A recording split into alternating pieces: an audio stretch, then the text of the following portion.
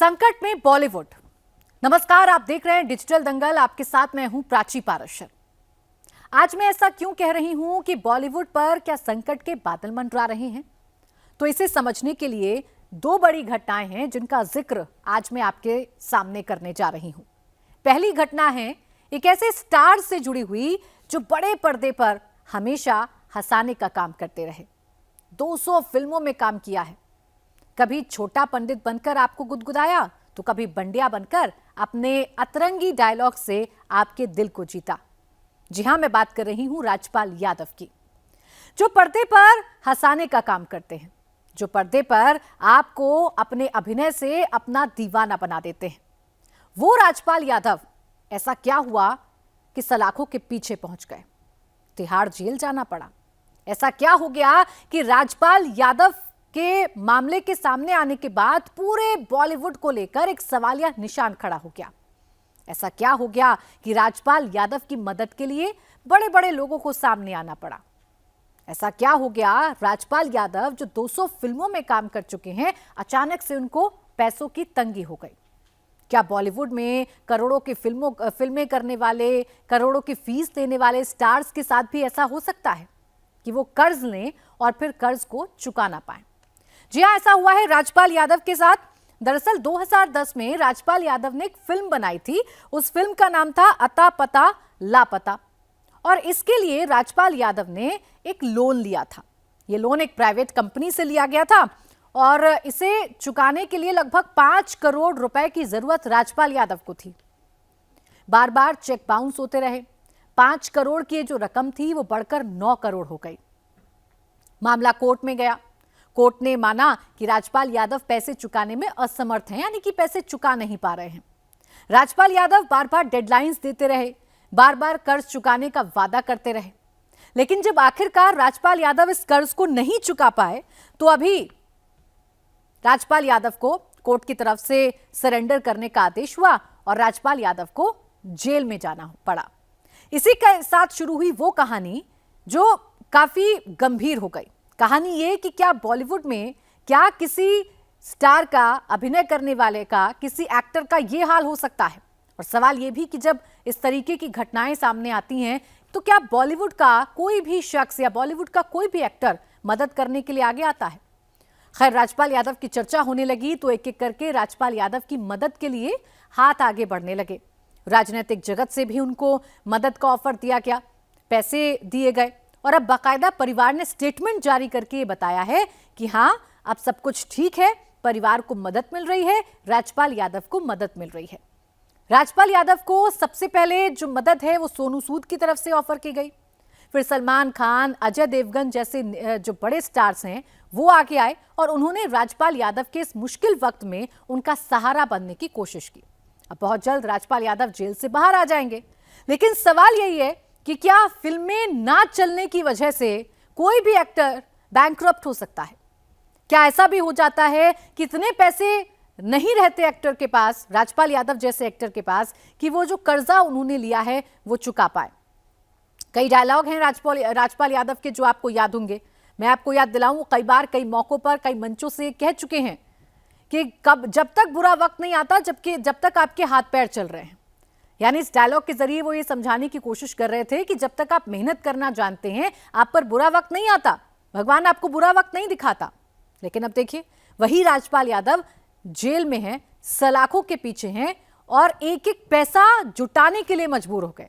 आलम यह हो गया कि बॉलीवुड के स्टार्स सामने आए, तब जाकर अब ऐसा लग रहा है कि राजपाल यादव जेल से बाहर आ सकते हैं।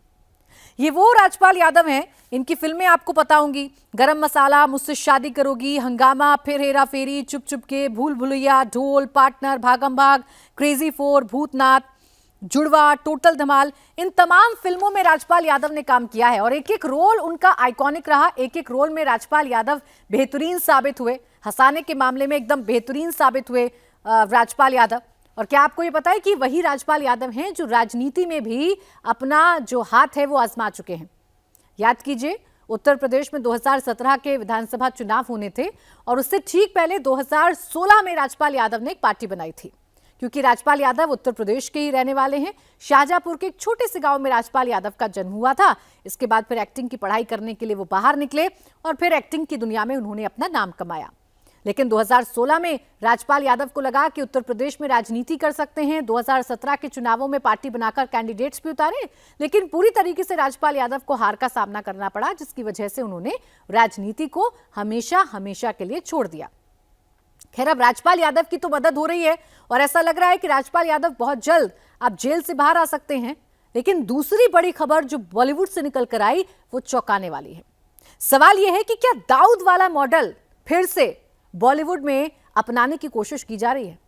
क्या कोई ऐसे बड़े लोग हैं जिनके निशाने पर बॉलीवुड के बड़े बड़े सितारे हैं?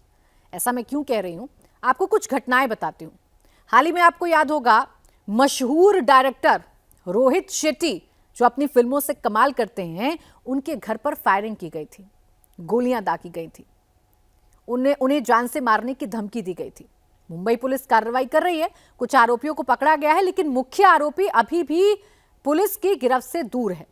यह मामला भी चल ही रहा था कि रणवीर सिंह को भी जान से मारने की धमकी दी गई। बताया गया कि उनको एक मैसेज के जरिए मारने की धमकी दी गई है। हालांकि परिवार की तरफ से कोई ऑफिशियल कंप्लेंट तो दर्ज नहीं कराई गई, लेकिन पुलिस ने एहतियातन उनके घर के आसपास की सुरक्षा को बढ़ा दिया।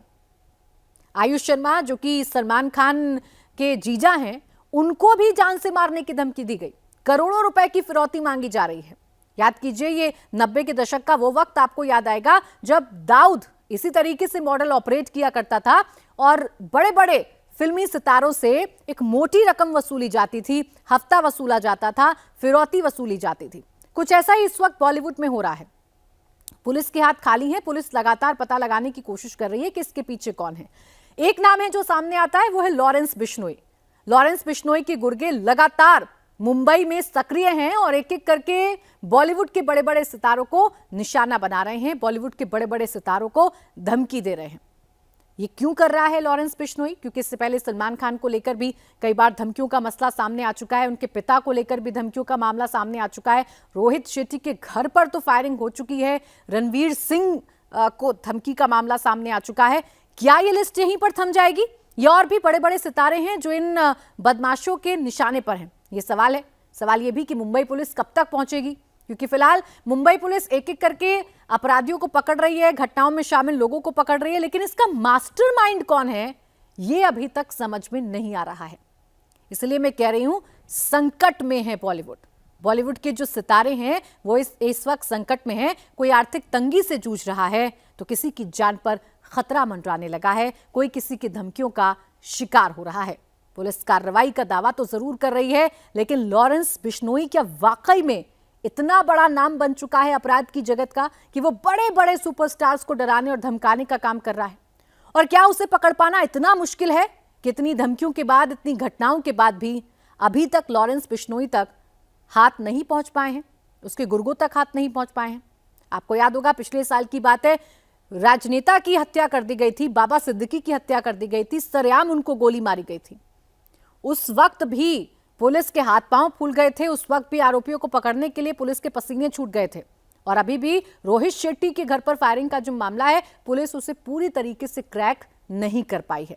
मुंबई पुलिस ये दावा कर रही है कि जल्द से जल्द जो बॉलीवुड के सितारों के घर पर धमकी देने का काम किया जा रहा है, उसके पीछे के जो लोग हैं उनको जल्द से जल्द पकड़ा जाएगा। लेकिन बात सिर्फ यह है कि सिर्फ दहशत फैलाने के लिए किया जा रहा है, क्या बॉलीवुड स्टार्स को सताने के लिए किया जा रहा है, या वाकई इसके पीछे कोई सीरियस मंशा है? मुंबई पुलिस इस पर काम कर रही है और बार बार ये दावा कर रही है कि जल्द से जल्द अपराधियों को पकड़ा जाएगा।